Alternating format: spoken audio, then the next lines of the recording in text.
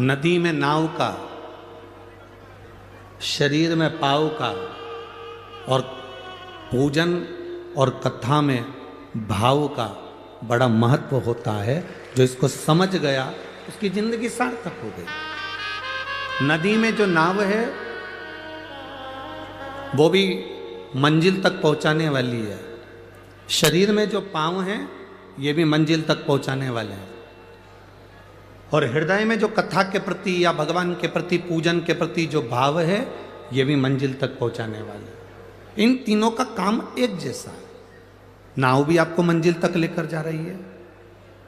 वो नाव हमको सिखाती है, एक लोहे का टुकड़ा पानी में पटकोगे वो डूब जाएगा, एक लोहे की कील पानी में पटकोगे वो डूब जाएगी, पर वो लोहे की कील जब लकड़ी में ठोक दी जाती है, वो लोहे की कील जब लकड़ी में ठोकी जाती है और लकड़ी में ठोकने के बाद वो लोहे की कील भी नाव बनकर उस लकड़ी के साथ मंजिल तक पहुंच जाती है। यह हमारा शास्त्र कहता है, लोहे की कील को वैसे ही पानी में छोड़ोगे तो डूबेगी, लोहे के कीले को पानी में छोड़ोगे तो वो डूब जाएगा, पर वो लोहे का कीला अगर लकड़ी में ठोक दिया जाए तो वो बहता बहता मंजिल तक पार उतर जाएगा। उसी तरह हम भी एक लोहे की कील की तरह हैं। अगर शिव महापुराण की इस लकड़ी में, शिव महापुराण की चंदन की संविधा में अगर हम अच्छे से ठुक गए, अपने मन को अच्छे से लगा लिया, तो समझ लेना कि हम भी मंजिल तक पहुंच गए, पार उतर गए।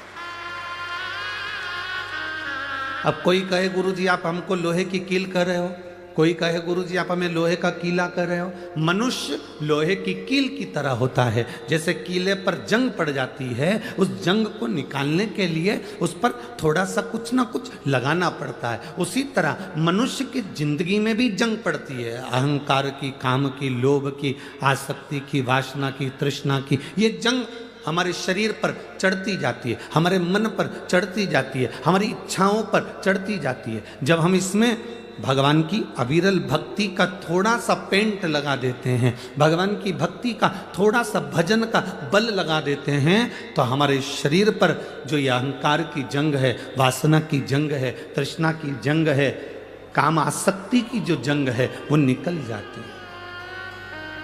नदी में नाव का, शरीर में, जम के बोलो, पाँव का। ये अगर शरीर में पाँव नहीं हो ना तो फिर मंजिल तक पहुंचना बड़ा कठिन, बहुत कठिन।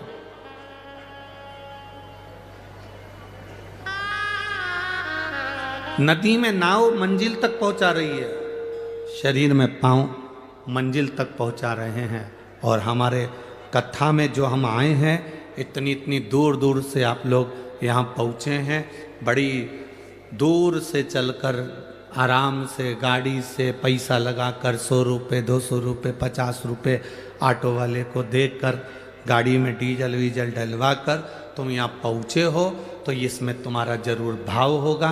और फिर कहते हैं नदी में नाव पार लगाने वाली होती है, शरीर में पाँव मंजिल तक पहुँचाने वाला होता है, और तुम्हारे हृदय में जो भाव है तुम्हें परमात्मा से जरूर मिलाएगा और तुम्हारा कार्य सफल करेगा, ये निश्चित।